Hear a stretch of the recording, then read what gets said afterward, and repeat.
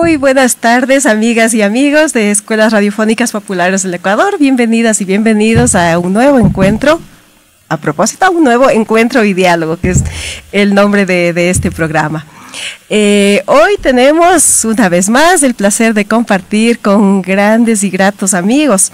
Entonces vamos a empezar presentándoles y dándoles la bienvenida. Para empezar, empecemos por quienes estamos juntitos.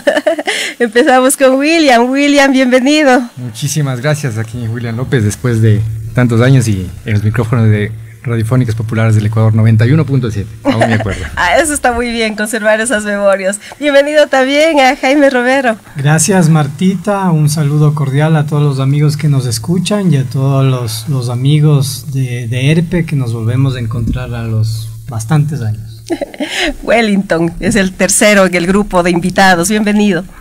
Muy buenas tardes con todos y todas. Sí, son 15 años, Jimmy.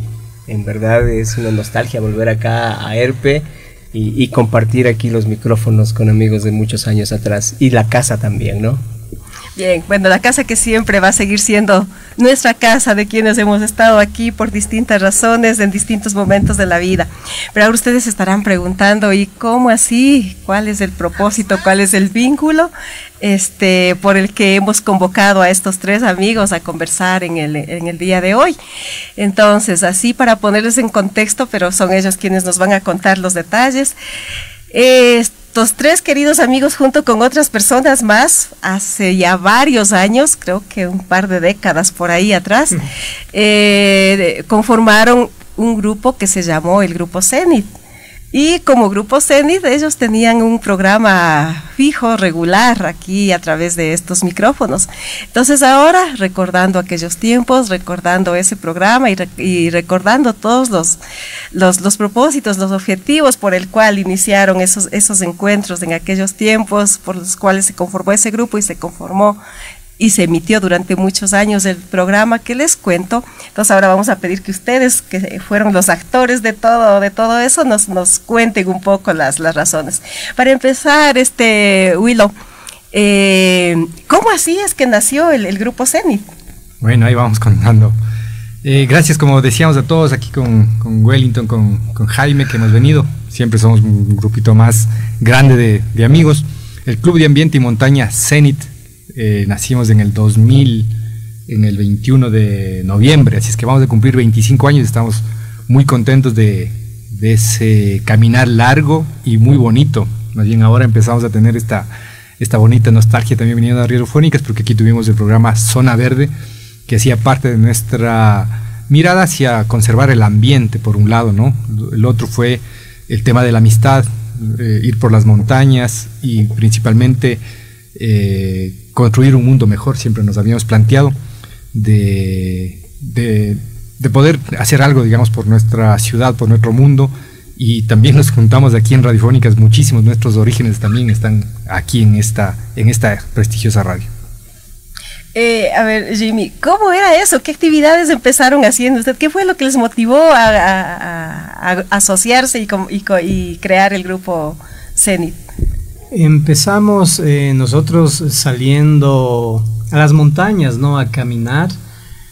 Primero éramos unos poquitos, después se organizó el grupo en la Escuela de Ecoturismo, en la Spoch, y me acuerdo que se llamó el Guayapacari, que es verde amanecer. Después se transmutó a lo que se llamó y se llama todavía el Club Zenit, ¿no? Con algunas variantes. Entonces empezamos a caminar en las montañas, en los páramos, luego a la alta montaña, a disfrutar de todo lo que nos brinda la naturaleza. Tuvimos la oportunidad también de salir fuera, a Perú, Wellington se fue a México, a Costa Rica, con algunos clubes de montaña internacional. Y también haciendo, como decía Willow, aquí el programa Zona Verde en la parte ambiental, ¿no? Difundiendo la riqueza natural de Ecuador y la importancia de la conservación. Entonces, por ahí fue el caminar. Ya, Wellington, aprovechamos la información que nos acaba de dar Jaime acerca de las salidas, de los recorridos. ¿Cómo era esa situación? ¿Cómo es que se daban estas salidas? ¿Y cuál era el mensaje que Wellington llevaba por los lugares por donde ha ido? Bueno, Contando un poquito, primero llegar, ¿no? Esta era la casa del encuentro, que había el programa de radio acá, y después del programa de radio se planificaba la ABC actividad que se podía realizar, y por lo general siempre era una salida de campo. Vamos a una montaña, hay que reconocer, Jaime tenía bastante conocimiento en aquel tiempo, entonces decía, vámonos a tal lado. Ahora también. En aquel tiempo. Todavía se me viva la memoria. El camino del Inca fueron los primeros viajes. Entonces era el punto de encuentro para hablar, para conversar en la radio, y la inyección fue la aventura, ¿no? El caminar. Y en ese compaginar, pues siempre estaba vinculado el tema ambiental, y todos y todas los que conformábamos el CENID, pues teníamos ese espíritu, y tenemos ese espíritu, perdón, no hablar en pasado, sino presente, y mantenemos ese espíritu de la conservación ambiental. Entonces ya vino más adelante la movilidad sostenible, los vínculos con otros clubs también de aquí de Riobamba, fuera de acá de la ciudad, y también, como dijo Jaime, también tuvimos la oportunidad de ir y caminar por otras tierras, ¿no? Y qué bonito, o sea, compartir, porque justamente ese es el néctar del club, el compartir, o hablé ya una palabra que no está dentro de la lengua castellana, la compartiencia, que también Jaime lo puso en aquel tiempo ese título. Eso sí, no se puede. Muy bien, bueno, ahí aportamos también a la RAE. Volviendo un poco al tema del programa de radio, Willow, ¿cómo era esa estructura del programa? ¿Cómo era que se elegían los temas? ¿Y cuáles eran los mensajes que seguramente fluían con frecuencia ahí, enfocados en el tema grande que es el ambientalismo y la conservación y demás, ¿no? Pero ahí van saliendo siempre ya mensajes como más concretos. A ver si nos acordamos de eso. Sí, Zona Verde tenía una parte bastante interesante. Como decíamos, en ese tiempo éramos estudiantes de la Escuela de Ecoturismo y estábamos muy vinculados al tema de la conservación. Obviamente habíamos empezado a caminar, como dicen los compañeros, por valles y montañas. Tenía nuestra intro por valles y montañas, y había que contar un poco ese tema, ¿no? Y la otra, como empezamos a movernos en el Ecuador y seguimos queriendo a nuestro país, ¿no? La identidad de nuestro país, y eso creo que era la parte importante. Lo uno era el tema ambiental como tal.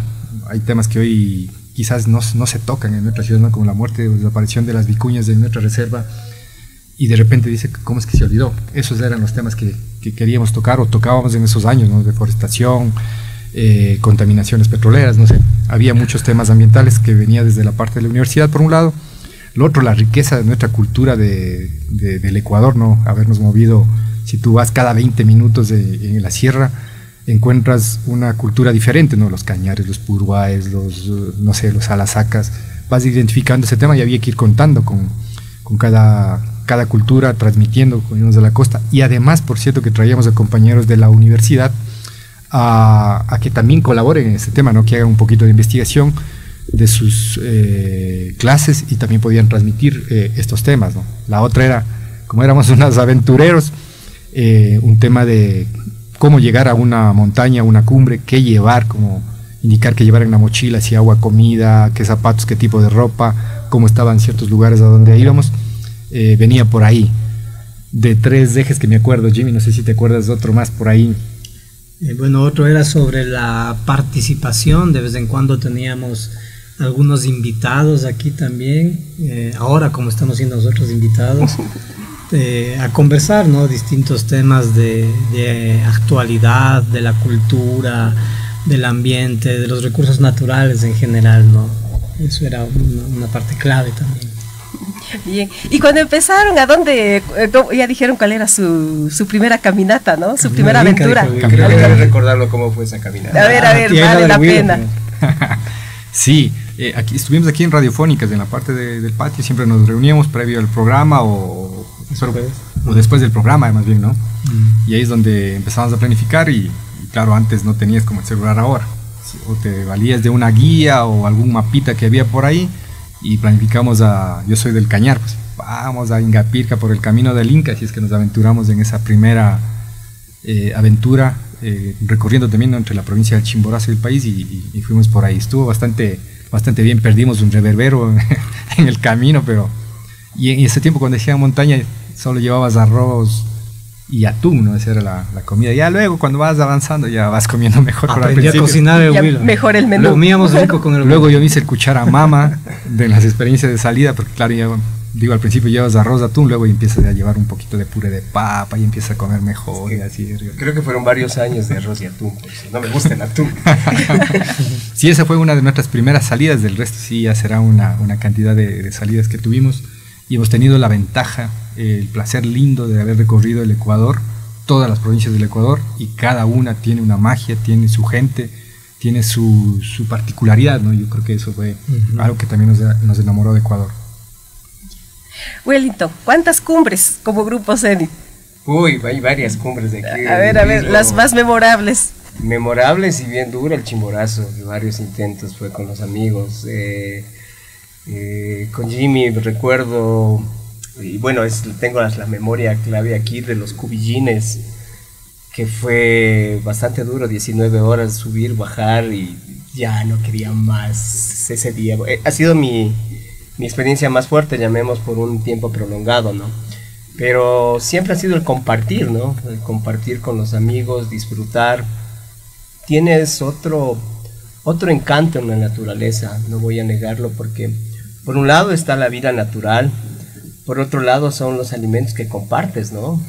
Las experiencias que tiene cada uno, y empiezas a enlazar la vida como lo ves tú, ¿no? Y valga la oportunidad de decir que estos 25 años, quiera o no, seguimos un tanto juntos y nos seguimos viendo. O sea, no hemos roto el esquema. Tal vez las actividades familiares, laborales vienen, ¿no? Pero se mantienen. Y volver acá, yo les vi a mis dos amigos con lágrimas en los ojos, la nostalgia, no voy a negarlo, porque sí se te hacía el zing en el cuerpo. Y es como llegar a la cumbre, ¿no? De hacer zing, y ese sentir es volver acá también. Entonces, siempre decía el Jimmy, lo mejor de todo es volver a casa. Y tienes que aprender eso. Entonces, y hay que anotarlo, porque el programa Zona Verde era el que nos convocaba semana a semana. Y luego, obviamente, aprendimos a juntarnos una vez por semana, y duramos 20 años reuniéndonos semana a semana. Y después ya no era semana a semana, cada 2 días, creo que con los amigos nos seguíamos viendo, con las actividades múltiples que hemos tenido y hemos estado. Yo quería notar, cuando tú dices las montañas de los Cubillines, me recordó que, Jimmy, te acordarás, cuando íbamos antes, tenía hielo fósil, luego nieve, y luego vimos que desapareció, ¿no? Hemos tenido que ver eso, y obviamente con preocupación cómo nuestros glaciares han retrocedido, exactamente, con el gusto de nuestras montañas y al mismo tiempo con la pena, ¿no? ¿A dónde más, Jimmy? ¿A dónde más fuimos? sí, Jimmy, tú eres... A ver, las memorias de Jimmy sobre las cumbres. Sí, bueno, hace... creo que unos 10 años atrás, 2015 creo que fue, que fuimos con Wellington, Cornelio, en Perú, en la Cordillera Blanca, en la zona de Ancash, se llama la ciudad Huaraz, y está toda la Cordillera Blanca ahí, y hay una montaña que se llama, y se me fue el nombre, Ixinca. Entonces fuimos los tres, Cornelio, Wellington y yo. Y ya hicimos el día de cumbre, ¿no? Los acercamientos ya son un poco más largos que aquí. Llegamos, antes de llegar a la cumbre, Cornelio ya se sentía un poco mal del estómago, y bueno, tomó alguna agüita de remedio de manzanilla con cedrón, creo que era. Bueno, llegamos a la cumbre, y bajando de la cumbre empezó a sentirse bastante mal, ¿no? Uy. Y tuvo un cólico, entonces bastante fuerte, y que tuvimos que hacer un rescate ahí. Bajamos abajo a buscar caballos, luego un taxi. Bueno, acabamos en el hospital, pero no fue muy complicado, por suerte, pero fue una jornada larga, digamos, también de 2 días así de entre sufrir, disfrutar, pero eso también enseña la montaña, ¿no? Y después, bueno, ya se quedó parado un poco el viaje ahí, teníamos otras ideas, pero al final nos fuimos a la playa. El doctor le recomendó a Cornelio que vaya a la playa y tome una cervecita, entonces para que salga la tiendita caso al doctor. Contra el soroche. Sí. Claro, ¿no? Y ahora que hubo la noticia de este niño, yo estaba muy admirado por el niño, decía qué buena mentalidad de haberse quedado en la noche, en el frío, porque nosotros hemos pasado este tema, nos hemos perdido también en la montaña, digamos, y necesitas entender un poco. Yo creo que sí hay que salir a la montaña porque también, una, te orientas, tienes que aprender a orientarte. Dos, saber qué llevar, no llevar excesos, ¿no? Porque uno también iba al inicio cargado, sobrecargado, y luego 2, 3 chompas que no te servían de nada, ¿no? Luego aprendes a vivir con lo suficiente o lo que es necesario. Luego la comida también, tu ropa, y aprendes de ese tema, ¿no? Y cómo te defiendes en la montaña. Y este niño acá en el Puñay, que también hemos ido, justo yo decía, no debe haber habido un perrito, porque siempre nos hemos encontrado con un perrito en la montaña, ¿no? Y también luego nos enteramos de que hubo un perrito que le acompañó. Cuando estuvimos en Colombia, ¿te acuerdas? Asomó un perro. Contigo fuimos acá al Corazón, asomó un perrito que te acompaña en la montaña. Son esos, no sé, uno ve un animalito, pero de repente esos espíritus que te acompañan, que te dan. La montaña te enseña. Yo creo que aprendimos mucho en la montaña, a saberlo, llevar lo necesario, como decía, a orientarnos, a responder como amigos en el espacio. En la montaña nadie te roba, pues, ¿no? Habían otros que estaban acampando por un lado y vos dejabas tus cosas, confiabas también en el resto de personas porque estaban ahí, o nos sentábamos a compartir algo. Aprendíamos a sostenernos en la noche, en la oscuridad, aprender a cruzar ríos helados, fríos, no sé, para llegar a algún otro lado. Lo que decía Wellington, el cansancio. Yo creo que la montaña enseña bastante, y eso fue una particularidad nuestra, de poder integrarnos con fuerza, ¿no? Porque tú le cuidas a tu amigo y tu amigo te cuida también.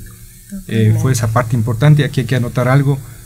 Hoy la esposa de Jimmy, ¿no? Vive Van Elsen, teníamos nuestra amiga extranjera en ese tiempo ahí que también venía con nosotros. Luego se fueron sumando mujeres también, ¿no? Varias de ellas que también empezaban a hacer montaña, y esa era parte, ¿no? Porque éramos hombres, mujeres caminando por la montaña, y cada uno con su locura, con sus ocurrencias y demás. Ha sido una linda travesía por las montañas del Ecuador. Qué genial. Yo justo iba a decir eso. ¿Cuántos miembros eran o cuántos integrantes del grupo? ¿Cuántos llegaron a ser? Bueno, no sé, en su momento yo calculaba, yo dije, eso me va a preguntar, y voy a estudiar la lección para el examen. El libro de actas. Sí, no, pero casi calculando más en estos 25 años, digamos, en este caminar, yo calculo alrededor de unas 500 personas que han pasado, ¿no? Entre idas, venidas, pero siempre hemos estado de repente unos 15 fijos por ahí, ¿no? Pero ha venido gente de diferentes partes del mundo, y en estos 25 años unos 500 personas, digo, más o menos, entre compartir la montaña, compartir la radio, compartir las otras actividades que hacíamos de participación ciudadana también, ¿no? En los procesos organizativos. Ya vamos a ir para allá, a que nos cuenten esos detalles. Antes de ir, bueno, de alguna manera ya, todos lo han dicho, todos esos valores, toda esa humanidad profunda y verdadera que nos enseña la montaña, o a salir, tener este tipo de actividades. Obviamente creo que la montaña, el senderismo, este tipo de actividades al aire libre nos enseñan muchísimas cosas y nos hacen crecer mucho como seres humanos. Entonces, no sé si por ahí se les queda algún otro valor, alguna otra experiencia así linda de fraternidad, de hermanamiento, de estas enseñanzas que nos deja la montaña, aparte de las que ya se han mencionado. Bueno, yo creo que hablaba el Willow de los perritos, ¿no? Y está el espíritu de los animales, digamos, el espíritu propio de la naturaleza, el espíritu propio de la montaña, que de alguna manera es esa comunión con la naturaleza, ¿no? Y si se quiere es una religiosidad, esa espiritualidad andina que podríamos decir que hemos comulgado con eso, y eso nos ha ido enseñando mucho, aceptando también los momentos de clima malo o de clima bueno también para aprender. Pero creo que también uno como ser también lleva a la montaña lo que es también, ¿no? Y se va aprendiendo. A veces con esto quiero decir que la montaña, por ir a la montaña no es que vas a ser bueno o malo, sino que hay diferentes circunstancias, experiencias de la vida que van a uno modificando su personalidad, su manera de ser. Y creo que el valor para resaltar es esa espiritualidad, esa conexión con la naturaleza. Muy bien. Yo creo que hay un par de cosillas de ahí que uno pasa, ¿no? Que hemos dicho, porque hemos ido a las cumbres y a veces estando cerquita hemos tenido que regresar. Decíamos, la montaña siempre está ahí y había que cuidarse, ¿no? Jimmy, me acuerdo que siempre decía, ¿no? También el tiempo hay que ir, subir, bajar y contar para no apresurarse un poco, y también había que tener ese cuidado por un lado. Y la otra, yo creo que en estos espacios uno conversa mucho con uno, ¿no? Si ya no avanza, que ya no puede, no sé qué, pero uno conversa con uno, y estos espacios también nos han enseñado a valorarnos a nosotros mismos. Es bastante duro cuando dices, justamente vas a la montaña y falta poco para llegar, que nos pasó en Colombia, después del vuelo, después de tanto trajín para llegar a la montaña, al Tolima, y faltaban 30 metros y tuvimos que regresar. Wow. Imagínate, entonces dices, qué frustración se puede decir, se podía haber dicho. Se podría ¿no? haber dicho, pero había riesgos que había que tomar. Claro. Entonces aquí viene una reflexión que con los amigos aprendí, que era, a veces es muy común la expresión conquistar la cumbre. Y personalmente, respetando los criterios, para mí es conquistarte uno mismo. Claro. Porque así fue como aprendes esa humildad de decir, ok, no puedo, no hay cómo, pese a todo, regresa a casa. Entonces, esos son los aprendizajes para mí más profundos que se iba haciendo en el camino. Yeah. Bueno, y aprendizajes para la vida, porque si bien nos enseña valores y a encontrarnos con nosotros mismos, también montañismo, senderismo, más montañismo, que creo que es de las actividades más desafiantes, ¿no? Nos enseñan cosas que nos sirven para la vida, por ejemplo, saber dónde beber agua, reconocer un manantial, qué sé yo, no comerse por ahí un frutito que uno no conoce y luego le va a provocar algún efecto adverso. Bueno, hay un montón de cosas ahí. ¿Qué cosas aprendieron que les sigue sirviendo en el día a día? Orinoterapia. Sí, tomamos agüita con bichitos. Recuerdo, vamos ahí del Maché por el altar, cogemos agua de lo que chorrea por ahí, y la noche oscuro, y después ya hacemos todo, y cuando alumbras un poco y ves que has tenido por ahí bichitos. No, de todo ha pasado siempre. Sí, o sea son errores, no sé si errores, pero aprendizajes, son aprendizajes. Eso hay en el monte. Pero hay algo, por ejemplo, que con un amigo que estuvimos en Cuenca, unas lagunas, y decía, y en verdad no, decía, aquí estoy probando el agua con los principios que tiene: inodora, incolora, insípida. Pues sí, en verdad, en estos lugares sí tienes este tipo de agua, ¿no? Entonces, claro, ya vas entendiendo también qué más has tomado en el camino. Por eso decía el Willow, si había bichitos, ya sabía, ya tenía un sabor esa agua ya. Pero claro, en este tema justo se me vino, ¿no? Otra pena, digamos, lo que estamos viendo, que como el glaciar del Chimborazo ha ido retrocediendo y las fuentes de agua como se han ido perdiendo, ¿no? Porque eso era bonito, claro, estás caminando camino al Inca, me acuerdo, por ahí de repente te da la sed, coges con tu mano. El agüita de deshielo, qué rica. Del agua por ahí, chupa, ya pase la sed. Y hoy de repente esa gran cantidad de flujos de agua que existían se han ido perdiendo. Eso es una lástima, así que como Club de Ambiente siempre vamos a tener presente ese tema, y hay que seguir contando a la gente que hay que cuidar muchísimo. Claro, y también en las partes bajas, ¿no? Que había antes tantas vertientes por todo lado, pie de montaña, vertiente segura. Pero ahora ya, lastimosamente, uno va viendo con los propios ojos cómo la vertiente que había ahí. Saludo al burrito, le decía nuestro gran amigo Jorge, que siempre él era de agua. Una vez fuimos al altar, veía agua, la laguna, se desvestía y a meterse. Y allá logró 30 segundos, creo, y salió temblando. Laguna que veía, laguna que se metía. Ya, claro, y todos estos temas, lamentablemente, en los tiempos actuales, como que la mayoría de jóvenes están desvinculados de estos temas de la naturaleza, pero a veces puede ser por la falta de estos espacios, ¿no? Pero en otros casos también es como por desconocimiento, qué sé yo, por una cantidad de razones que ya nos van como alejando de la naturaleza, y también ya la carencia de espacios. Por ejemplo, antes, recordemos, seguramente ustedes se acuerdan todavía, cómo era la Florida, al filo del Chibunga, entonces el barrio de los Chiris. Entonces era muy fácil salir un día de caminata y ahí ver todo ese humedal y cómo el agua fluía y demás. Entonces son experiencias que nosotros de pronto sí tuvimos la oportunidad de conocer, y los jóvenes actuales ya no. Entonces, porque yo últimamente tengo como la suerte de trabajar mucho con muchachos universitarios, de colegios, etcétera. Entonces, y casi siempre les estoy preguntando estas cosas, pues, ¿no? Y les digo, por ejemplo, a ver, levanten la mano quienes han tomado agua de vertiente. Y con suerte son uno o son dos, y son chicos que están justo en actividades de montañismo, así, en relación con la naturaleza. Pero el resto no tiene ni idea, o sea, porque su del mayor... grifo nomás dice que sabe. En el mejor de los casos del grifo, y si no de la botella. El agua que sale del grifo. Bueno, vamos a avanzar un poquito. Y ustedes, como nos comentaron ya al principio, aparte de esta maravillosa experiencia de las montañas y demás, también han hecho mucha actividad como ciudadana, muchas actividades, muchos llamados a la conciencia ciudadana. ¿Cuáles han sido como las actividades más destacadas en ese plano? La bicicleta, empezamos en el año 2000, casi a la par, ¿no? De todas las actividades. Ahí estábamos con un montón de actividades, teníamos el tiempo, las fuerzas.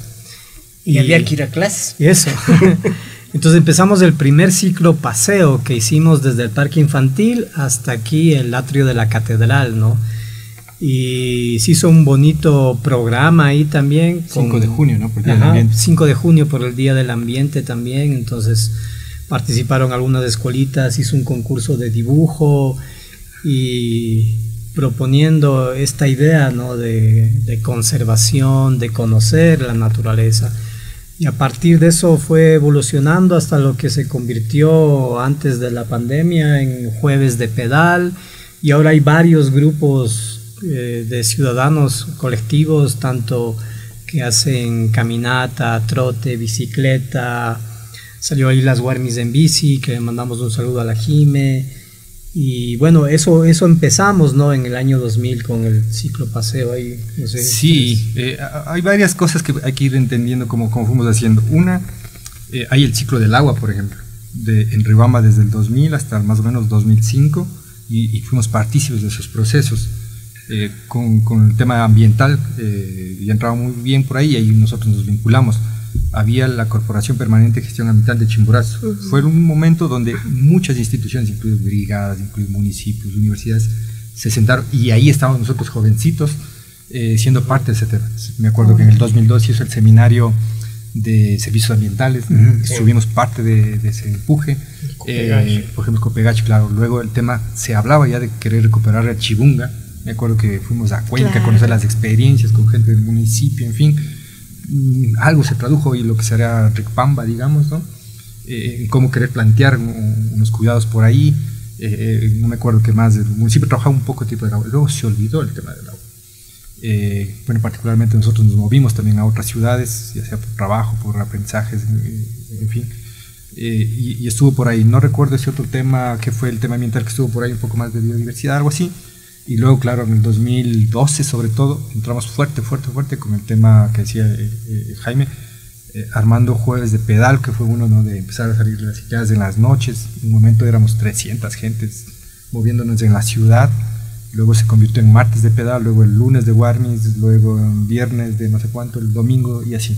Se movió bastante el tema de la conciencia sobre el tema de la ciudad, ¿no? La contaminación y esos temas.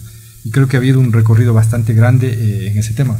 Obviamente participamos de muchas reuniones del municipio, pudimos ser parte, pudimos poner nuestra opinión, nuestra queja también posiblemente. Entonces estuvimos así vinculados en distintos temas ambientales, ¿no? que ha ido. Pero digo, una del agua fue en esa época, luego se olvidó, luego un poco ha sido del aire, digamos, el tema gris, ¿no?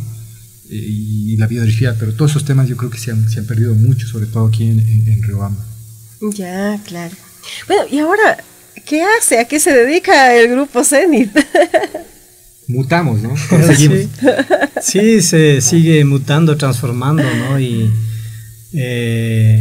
hoy, bueno, a partir de la pandemia sí fue un cambio grande, radical, ¿no? En todos los seres humanos del planeta. Siempre cuando nos encontramos, conversamos con alguien. Antes de la pandemia hacía tal cosa, o después de la pandemia hago tal cosa. Entonces tenemos un punto de referencia, la pandemia, ¿no? Que fueron cambios grandes. Llegó la pandemia, entonces dejamos de reunirnos cada semana, hacíamos un poquito de reuniones virtuales. Después, cuando disminuyó el confinamiento, quisimos retomar, y ya fue fue difícil, ¿no? Fue difícil podernos llevar ese ritmo que llevábamos semanalmente y cada una de sus actividades también. Y las familias, ¿no? Porque te habíamos hecho familia. Sí, ¿no? Familia y eso, ¿no? Entonces nos hemos reunido por actividades puntuales, hacer actividades puntuales y de alguna manera que yo soy de San Juan, mis taitas, mis abuelos, fuimos a recuperar o a revitalizar un poco la cultura, la raíz, y estamos viviendo allá y con los amigos también hemos construido ahí un par de casitas ecológicas, también con estos principios ambientales de sostenibilidad, respetando la naturaleza, qué nos brinda la naturaleza, qué podemos hacer. Entonces estamos ahí ahora del club 7 familias que tenemos un pedacito de terreno ahí, una chacrita para cultivar, para hacer un poco de ejercicio, para conectarse con el Chimborazo, que tenemos una linda vista, y pensando ahí esta otra nueva forma de vivir que en el principio, digamos, en los 2000 era un poco de teoría, de lo que leíamos, de lo que veíamos, y que después se fue haciendo práctica, se fue haciendo carne, hasta que ahora ha resultado en esto que le estamos llamando la Eco Ayllu, y que estamos haciendo ahí práctica ya de muchas cosas que predicábamos antes, ¿no? Cuando éramos estudiantes, y ahora también con el sueño de querer retomar tal vez un programa de radio, no sé si se va a llamar Zona Verde, no sé si los viajes que hacíamos afuera, ahora de repente son viajes internos. Contar de la familia. Eso, y ya por ahí. Todavía un poquito vamos a la montaña, ya no como antes, menos por diferentes actividades. Eso.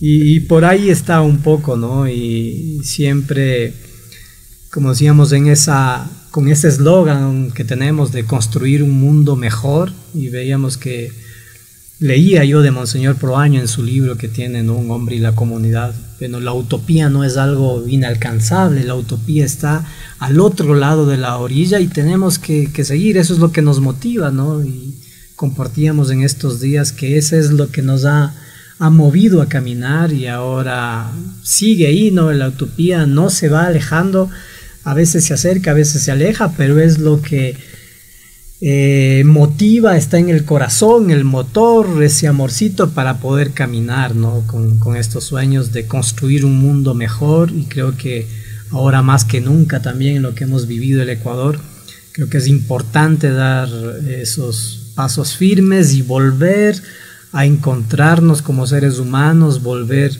a una profundidad un poco más adentro de uno, más adentro con la naturaleza también, para ir contagiando, si se quiere, ese espíritu de amor a uno y a la naturaleza. Qué importante realmente la naturaleza, porque sin la naturaleza no somos nada, no somos nada. Entonces, esto nos da como para dar una mirada o conocer la mirada de ustedes a propósito de las circunstancias actuales que está atravesando la naturaleza, o sea, de cuando ustedes con esa experiencia suya, esa cercanía, esas vivencias en tantos espacios, ya algo hemos dicho, han dicho sobre la desaparición de los glaciares, por ejemplo. Entonces, es como que se ve con mucha tristeza que un día es la noticia de que desapareció un glaciar, otro día desapareció otro día que se pierde un montón de tierra fértil por diferentes razones. En fin, o sea, hay una cantidad de circunstancias que es como que la naturaleza cada vez se siente más debilitada. ¿Cuál es la mirada que tienen ustedes en esa comparativa desde esos tiempos en que ustedes empezaron a cómo está ahora, y esas proyecciones que podemos tener para el futuro en nuestro vínculo de sobrevivencia y obviamente de la mano de la naturaleza? Claro, ¿no?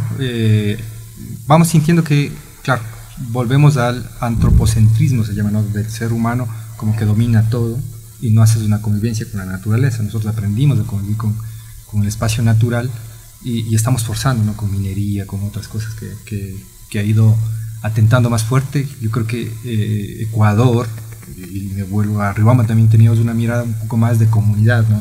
una ciudad todavía donde ciertas familias se integraban, donde tenías conocidos y convivías, ¿no?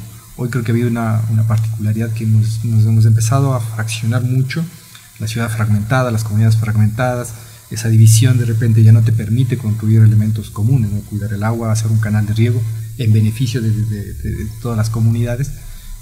Hoy cada uno medio intenta agarrar lo que puede, yo creo que nuestras zonas también están bastante contaminadas, aunque la gente empieza a pedir productos sanos que sean orgánicos, en fin, pero claro, ya habíamos logrado también contaminar muchísimo, ¿no? Nuestras aguas, hemos contaminado lo que comemos con mucho químico.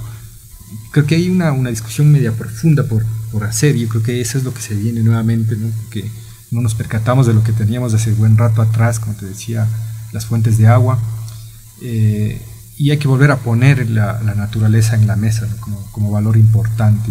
Hay personas obviamente que le están reduciendo al ejercicio de la naturaleza como algo que no tiene mucho valor, no tiene importancia. Yo creo que no poner en la mesa de la política, del debate o algo así, ¿no? Nosotros creemos profundamente, como que hemos recorrido el Ecuador, digamos, ¿no? Hemos podido conversar con la gente de la Amazonía y sabemos cómo ellos entienden su selva. Hemos ido a los páramos y entendemos cómo la gente convive de sus aguas, de sus chochos, cómo cultiva, cómo entiende el clima, los tiempos.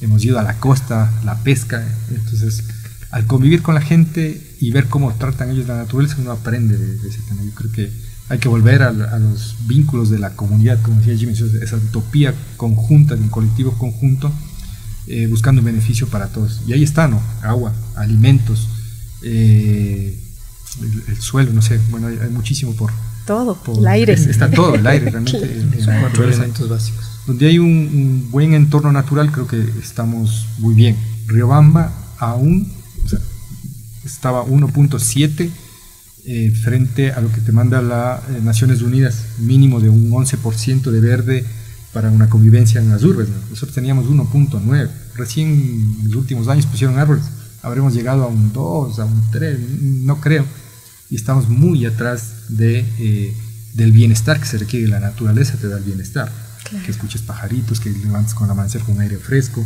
que tienes alimentos, medicina cerca, diversidad, maravilloso para comer, de todo. Yo creo que hemos perdido la óptica, y hay que volver a encontrarnos con eso. Bien, desde el punto de vista de Jimmy. Yo creo que sí es una afectación del ser humano, por un lado también, pero por otro lado también entendiendo que el universo tiene sus ciclos. Creo que ha habido épocas de glaciares, de fríos extremos, de repente poca vida, igual así también de procesos de calentamiento del planeta bastante grandes. Y ahora con mucha información que hay, estamos entrando se ha escuchado ya desde el 2020 también que hay explosiones solares, y hasta el 2026 vamos a tener fuertes explosiones solares, ¿no? Que ayudan al derretimiento de los glaciares, a este calentamiento global, pero también es esa mano del hombre no solo como hombre, como mujer también, un ser humano. Que con la industria, con diferentes actividades se ha ido acabando, ¿no? Con esta naturaleza. Hoy nomás estaba en el páramo en la mañana haciendo un recorrido en la zona de San Juan, en la comunidad de Guadalupe y Xobol Jinjin, y está ahí una área grande minera, ¿no? De la Cemento Chimborazo. Es una mina cielo abierto y son abajo no sé cuántos cientos de metros, y con los glaciares que se están perdiendo, toda esa agua subterránea que va alimentando al Cantón Guano, al Cantón Riobamba, a la provincia de Tungurahua, Bolívar, a las diferentes parroquias, comunidades. Esa agua subterránea cada vez es menos, y con esta explotación minera que llega a los manantiales, llega esta agua subterránea, vámonos quedando realmente sin recursos naturales para poder sobrevivir, ¿no? Entonces de ahí la importancia de conservar, de conocer sobre todo, porque no conocemos mucho, ¿no? Ahora las redes sociales nos inundan con mensajes de 10 segundos, 3 segundos, y ahora hasta solo son memes, ¿no? Y vamos perdiendo ese acceso a la información, esa reflexión crítica del qué es lo que está ocurriendo, y creo que siempre hemos trabajado en educación también, esa es una parte importante, y ahora estamos con ganas de retomar esa parte, ¿no?, educativa, de conocer la naturaleza, conocer cuáles son los procesos culturales, naturales que se están dando también aquí en la provincia, en otras partes del Ecuador, del mundo, para compartir eso, ¿no? Que haya información de calidad también, información de más contenido, información profunda, para ver qué acciones podemos tomar para convivir de manera armónica con nuestra Pachamama, ¿no? Muy bien. Well, en este tema sí es profundo, no voy a negarlo. Desde escuchar las versiones de que la naturaleza no tiene derechos y uno enfrenta a esto, ¿no? Y un poco retomo lo que tú dices, que trabajas con jóvenes. Pues sí, y también lo que dice Jaime, nos hace falta esos espacios críticos, esos espacios de reflexión profunda, porque es verdad, estamos ahora en la época del meme y pare de sufrir, y no estamos mirando las situaciones como están pasando. Muy cerquita lo dijo Jaime, aquí está en San Juan. ¿Qué va a pasar? Ni siquiera sabemos. ¿Qué va a pasar después? Entonces, el grifo está colocado en la casa, pero no sabes cómo llega el agua allá. Claro. Entonces, hay aspectos que yo no lo sé, ser muy franco. He ido aprendiendo con los años, con los amigos, de cómo se va conformando todos los elementos del agua. Mi carrera profesional no es una carrera ambiental, pero con razón. Entonces, he ido aprendiendo con ellos y a ser crítico también en las cosas que van pasando, ¿no? Porque hay que aprender. Bueno, trabaja para una fundación, obviamente, que trabaja con organizaciones rurales que entienden todo este tema, y uno aprende, obviamente, con vivir, ¿no? No todo es libros, pero también la gente te enseña. La gente te enseña un montón. Por eso hemos dicho, cuando íbamos a la montaña, bueno, cuando vamos a la montaña, no solo está la naturaleza, no solo está la gran montaña, hay un entorno alrededor, hay animales, hay entorno natural, hay gente. Entonces hay que aprender de toda esa el territorio que se llama, ¿no? O sea, el espacio natural, y la gente a veces se entiende como territorio, ¿no? Como la gente convive en ese espacio y se entiende. Y nosotros decimos territorio aquí en Radiofónica, ¿no? Hay que reconocer que estuvimos 10 años aquí. Esta es nuestra casa. Y aprendimos nuestro mucho. Territorio. Y aprendimos mucho. Éramos agradecemos a Marco Martínez, a Raúl, a Fausto Bonifaz, Raúl Nalivos, a Guido Bueno, a todos ellos que nos acompañaron aquí, y aprendimos mucho, porque digo, uno aprende en el territorio, y este fue nuestro territorio, y aquí nos prestaron una sala que teníamos aquí, que estuvimos 6 años, 7 años. 10 años. 10 años haciendo reuniones ahí, tuvimos un espacio maravilloso, veníamos las noches, nos facilitaron con todo el cariño, y cuando uno recibe cariño, obviamente que devuelve cariño. Tuvimos ese espacio muy, muy lindo de tener aquí, no pudimos seguir o soñar por un lado también, porque vimos y aprendimos de ese tema de que había que construir grandes comunidades, y esto no venía pues Radiofónicas de por así, venía de un buen fundador, ¿no? Monseñor Daniel y de proceso largo, que planteó una ruptura fuerte en su momento a lo que se daba, ¿no? El status quo, que se llama o sea, hay que entender que Radiofónicas fue la tercera radio latinoamericana en plantearse enseñanza a la gente, en plantear un camino. No, hoy, digamos, Radiofónicas, uno también piensa cuántos años tiene y ya como que se ha perdido. No, siempre hay esa semilla para volver a nacer. Yo creo que como club nos hemos ido un poquito para atrás, digamos, porque antes estábamos bastante en la ciudad, moviendo en la bici, haciendo actividades. No hemos parado, ¿no? Nos hemos mutado un poco, lo llamamos de Coayu, digamos, como el espacio que tenemos, pero hemos estado haciendo las casas de bioconstrucción, seguimos haciendo nuestro centro experimental, seguimos entendiendo el espacio ambiental, las situaciones que están pasando, y de repente lo que hemos dicho es, creo que estamos cumpliendo 25 años y hay que volver a retomar con cierta sabiduría lo que hemos vivido, lo que hemos entendido, lo que hemos aprendido. Es tiempo de compartir, ojalá que con micrófonos, ojalá que en conversaciones directas, ojalá que una pampa mesa, más bonito todavía, para ir articulando un tema, seguir dando identidad. radiofónica en su momento también construyó una buena identidad a esta ciudad, a esta provincia, incluso al país. Y creo que nosotros también hemos aportado a esta ciudad con mucho y podemos seguir dando mucho más. Es que no nos hemos cerrado, ahí le seguimos dando, ¿no? Creo que sí tenemos las ganas de seguir visitando más montañas como antes, como dice el Wellington, pero quizás las ocupaciones otras nos recogido, como dice Julio Cortázar, ¿no? Nos coge la adultez y perdemos la mirada a la niñez, que es divertirte y poder entender de mejor forma el mundo sin perder esa noción. Claro. Y ahí yo no quiero dejar escapar este detalle de sus actividades actuales, porque ya ustedes nos han mencionado el tema de la bioconstrucción, el tema de la ecoaldea. Me imagino que a eso, bueno, necesariamente se vincula el tema de la permacultura y de un montón de cosas, ¿no? Y es son como las bases que poco a poco vamos redescubriendo para lograr tener una cierta autonomía, una cierta calidad de vida. Yo digo, el poder cultivar una huerta, el poder cosechar, aunque sea la propia manzanilla para el agüita de la noche, son cosas muy valiosas, son cosas que a uno le devuelven el poder, que le devuelven mucha autonomía y le liberan de esa dependencia que como sistema nos han ido creando.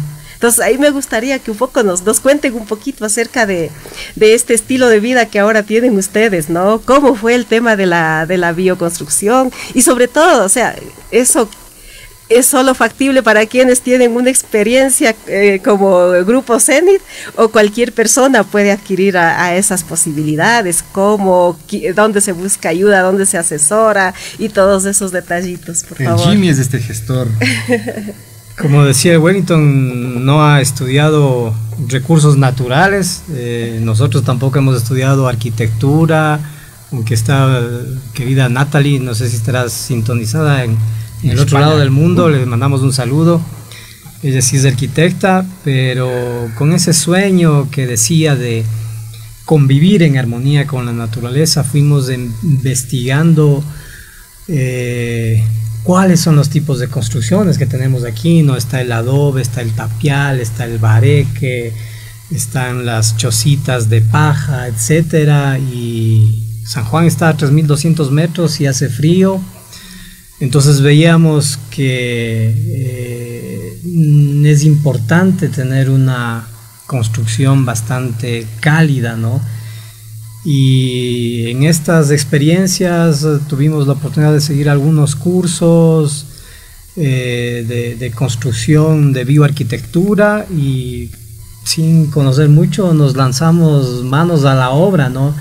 Y creo que esa es la capacidad del ser humano, digamos, de tener un montón de aprendizaje y que lo podamos poner en marcha, aprendiendo de los aciertos y de los errores. Cuando construimos la primera casita, nos tocó desarmar una esquina completa porque estaba mal, ¿no? Y cuando hicimos ya una casa más grande de 2 pisos, nos arriesgamos y vino el primer arquitecto que vino a conocer.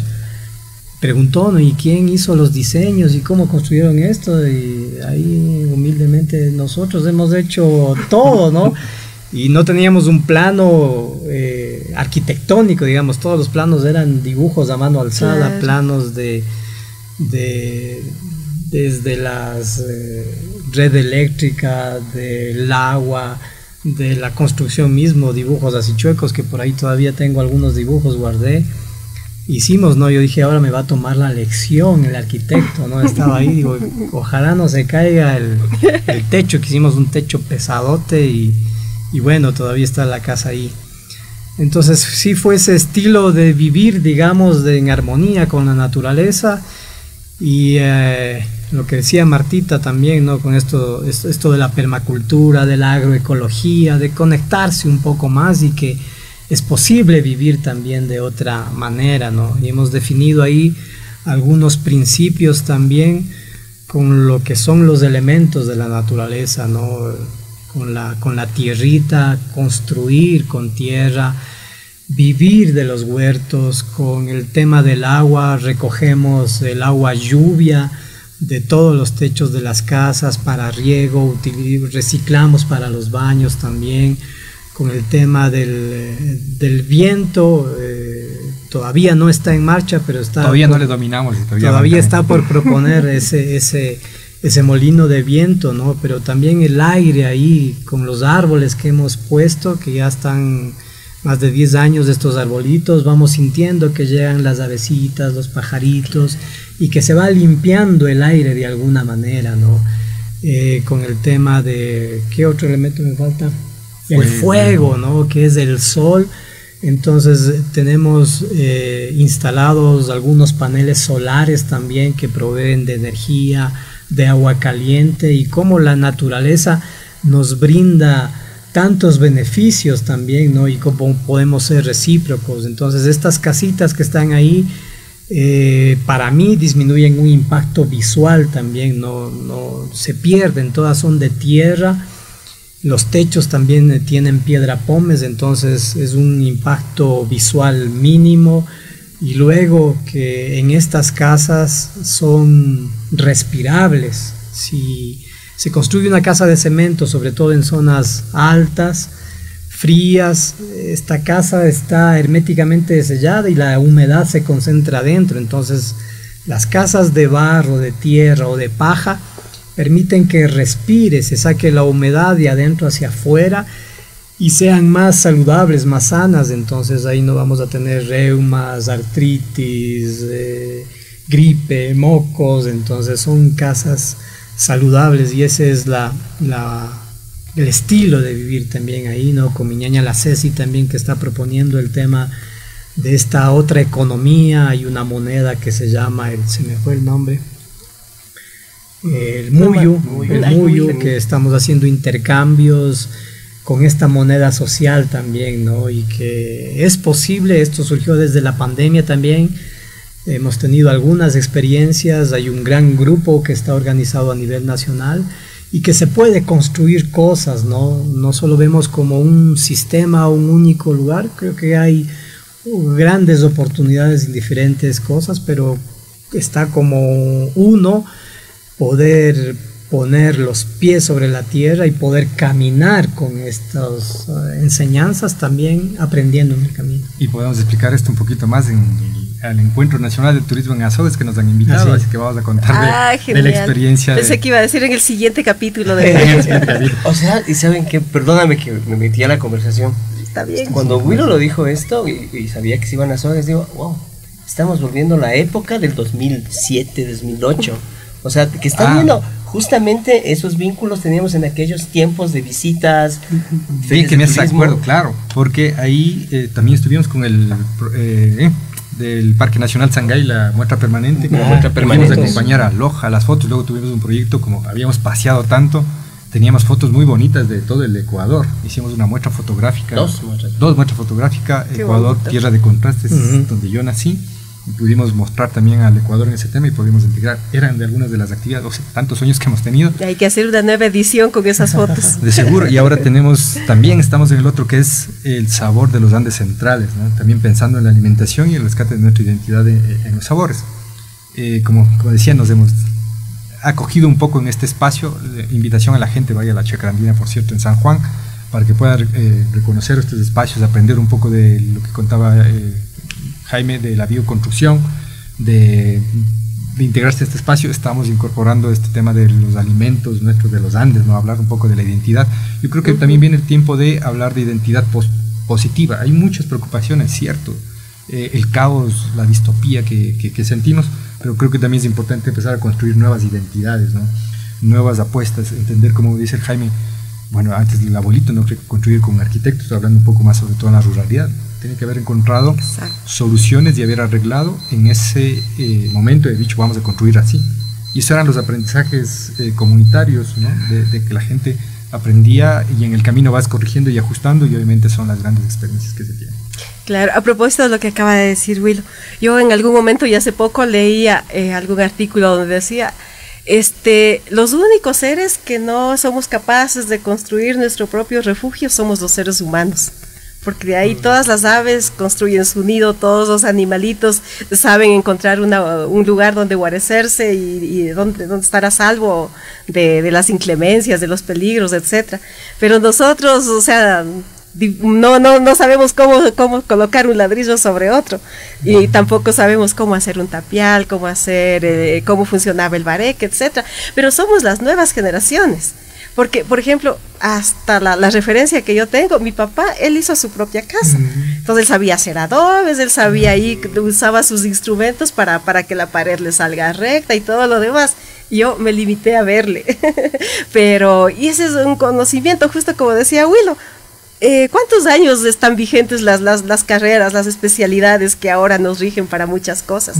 No es mucho, serán unos 50 años o algo así, un poquito más tal vez, pero por lo demás los seres humanos teníamos como la habilidad, la necesidad de aprender y obviamente la habilidad de tejer, de hilar, de cultivar y procesar la lana, por ejemplo, de los resolver, animales. ¿No? Exacto, de ir resolviendo. Dar soluciones, resolver. Ajá. Y en esa solución y resolver también poner un poquito de la naná y de la laja, ¿no? Si bueno, tengo que hacer una chompita, puedo tejer y puedo vestirme. Y de repente eso le pongo un poquito de identidad, ¿no? Unos colores, unas formas que me haga sentir más orgulloso y con más identidad.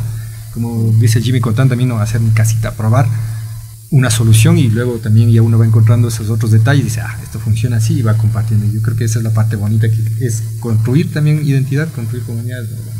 Claro. Lo seguimos haciendo nosotros. Qué bien, qué bien. Y bueno, y ahí yo sí quiero comprometerles, porque a mí en lo particular me encanta todo este tema de la bioconstrucción, la permacultura y todas esas cosas que en la medida de lo posible yo también trato de practicar y es realmente... Y tenemos que aprender de usted, Martita, también con todas las plantas, con todo lo que ya está en ese sí, camino. O sea, sacar un aceite esencial o comerse un tomate que uno mismo ha cosechado. Dios mío, yo digo, no hay placer que se compare con eso. Pero la comunicación de usted también. Nosotros también estuvimos siempre escuchando hacer los jingles. Ha sido nuestra maestra. Muchas gracias. Muchas gracias. Ya vamos a revertir los papeles para que ustedes sean mis maestros para construir mi casa. Y nos educaba porque uno escuchaba, ¿no? Y educaba a la comunidad. Y obviamente orgullosos también de ese tema, Martita, porque ahí había Taita Pacho, había cuáles más son las campañas que hacíamos sobre diferentes temáticas. Y contando con tanta alegría, contando con mi historia, contando con el tema, ¿no? Yo creo que a nosotros también arriba en Ecoaldea también estamos con esos temas, ¿no? Construyendo con ganas de contar, con ganas de convivir, de disfrutar, de hacer, ¿no? Sabemos que el mundo a veces es medio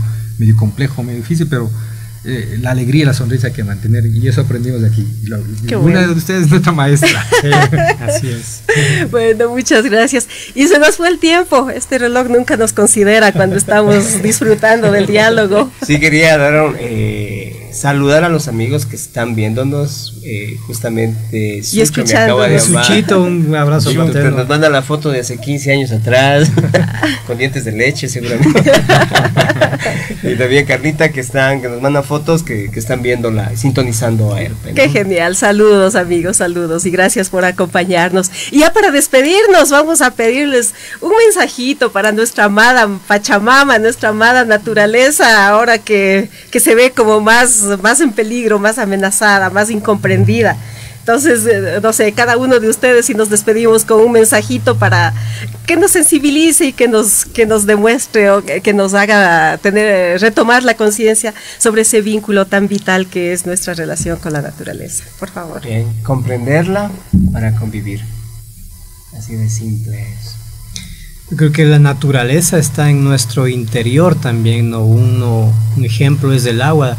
El mundo tiene 70% de agua y nosotros también tenemos 70% de agua. Entonces, sintonicémonos con esa naturaleza, con esa agüita de la Pachamama, que está el agüita en nuestro interior también. Sí, coincido por ahí también, ¿no? Que hay que saborear la naturaleza, hay que entenderla con ese gusto, porque también nos alimenta. Coincido con mis compañeros. Y es tiempo también de poner nuestro granito de arena para seguir haciendo este mundo mejor, ¿no? Así lo hemos venido haciendo, construyendo un mundo mejor. Muchas gracias, amigas y amigos. Espero que este diálogo haya sido agradable para ustedes y sobre todo que nos haya aportado muchas ideas, muchos conocimientos, una renovación de nuestra forma de ver la vida y de actuar ante la vida, y recordar que todos tenemos la responsabilidad de cuidar el pedacito que nos tocó. No importa si es tan chiquito o tan grande, pero todos, incluso aunque no tengamos ni un granito de tierra que sea propio, siempre podemos hacer cosas en nuestro día a día para ir protegiendo la naturaleza, en lo que consumimos, en cómo consumimos, en lo que elegimos comprar o no comprar. En fin, hay una cantidad de cosas que podemos hacer para aportar nuestro granito de apoyo a la naturaleza y para salir con la satisfacción de decir, yo tuve una vida en la que fui responsable con el entorno que me tocó y dejé, aunque sea un legado chiquitito, la enseñanza a un vecino, a un hijo, a un nieto, a un familiar, a quien sea, y más si podemos llegar más lejos todavía, pero en la medida de esta gran responsabilidad que tenemos de cuidar y mejorar el mundo que nos fue dado. Últimamente hay como mucha desinformación, muchos intereses de por medio que ponen en riesgo nuestro hábitat. No es la naturaleza, no es el puntito por acá que va a sufrir tal o cual actividad que va a alterar su orden natural, es todo lo que eso implica y todo eso, cómo todo eso impacta en la vida de cada uno de nosotros y en la gran responsabilidad que tenemos de legar un mundo digno de ser vivido, un mundo sano a quienes vienen después de nosotros. Muchísimas gracias a Wellington, también a Jimmy, a Willow, qué alegría compartir con ustedes en esta tarde. Muchas gracias a nuestros amigos que han estado acompañándonos a través de las ondas de la radio y también a través de Facebook.